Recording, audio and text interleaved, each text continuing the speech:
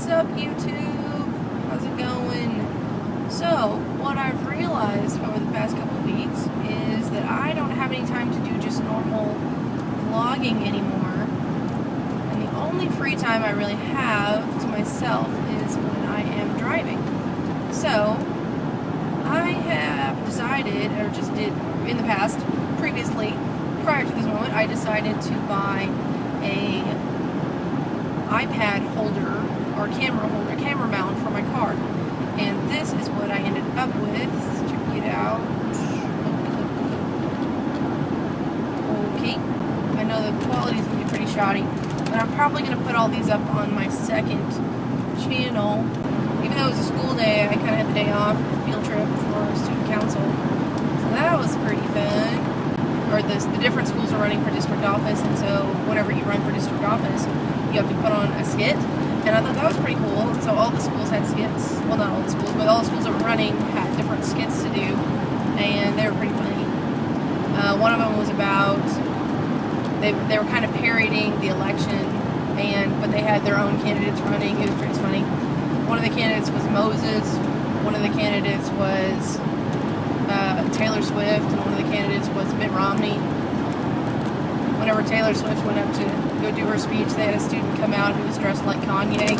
Oh, snap, it was funny as heck. I laughed so hard. And he interrupted her speech. It was pretty good. Oh, snap, I started watching The Guild on Netflix last night. Holy balls. I laughed so hard.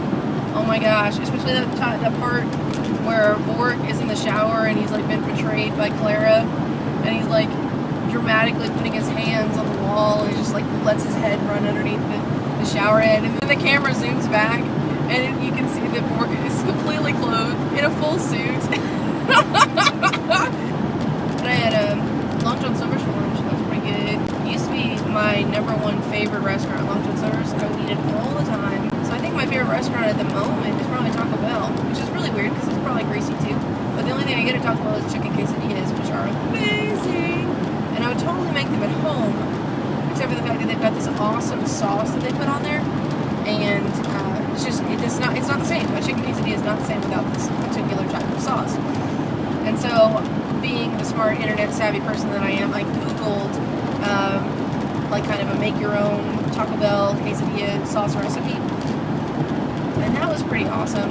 Until I found out that the main ingredient of it is mayonnaise. I don't know if that's what Taco Bell puts in theirs, but for real, I was like, oh, gross. I hate mayonnaise. Mayonnaise is like the nastiest condiment on the planet. Sorry if any of you guys are mayonnaise fans, but I am seriously not. So I found out it was mayonnaise. I was like, nah, I'm going to go ahead and try it. You know, I bought all the ingredients. I'm going to try to make a little bit of this quesadilla sauce, right? So I, create a batch. This was good enough for making, I don't know, like 6 quesadillas. And I was like, okay, might as well go big or go home. So I mix up this batch with mayonnaise as the main ingredient. Mayonnaise. Disgusting mayonnaise. So I get it all done, set it up, didn't even bother to try it, to taste it before I put it on the stupid quesadillas, which is kind of dumb in retrospect. But anyway, I put it on there and made up my quesadillas, grilled those up, and was going to take my first bite. I just could not get that mental picture out of my head, the fact that I was just about to eat mayonnaise, and I was like, oh my gosh, I can't believe I'm about to go and eat mayonnaise. It's a little better. And so I went ahead and took that first bite, and it was like heaven on earth. Oh my gosh. The people who make those like copycat recipes are geniuses, because holy cow, it was the tastiest thing ever. It wasn't exactly 100% like Taco Bell quesadilla sauce, but it was so close. I was like, dadgum, this is like awesome. So that turned out okay. But I still go to Taco Bell because it's, cheaper and faster to just do it that way than to buy all the ingredients and make it myself every time. Oh, and a book I'm really interested in reading here pretty soon is the Miss Somebody's Home for Unusual Children or something like that.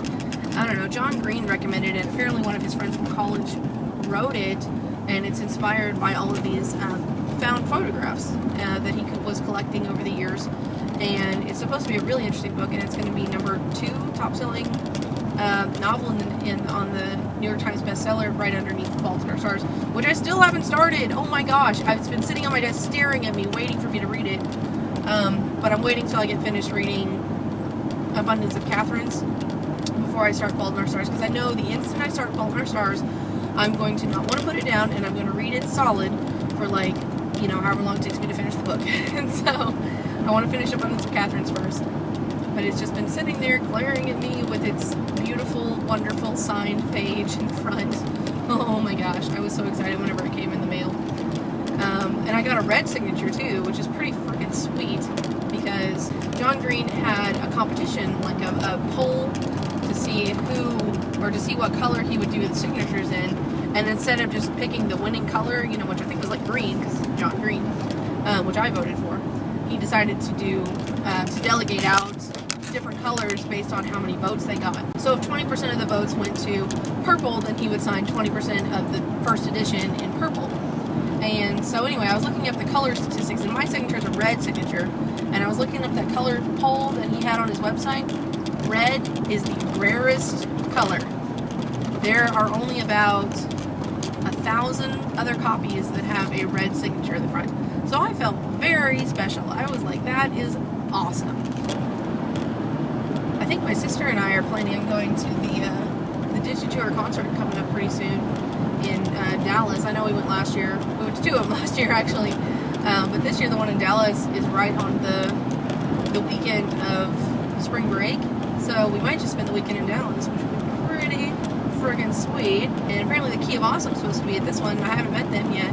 I'm thinking of buying a treadmill.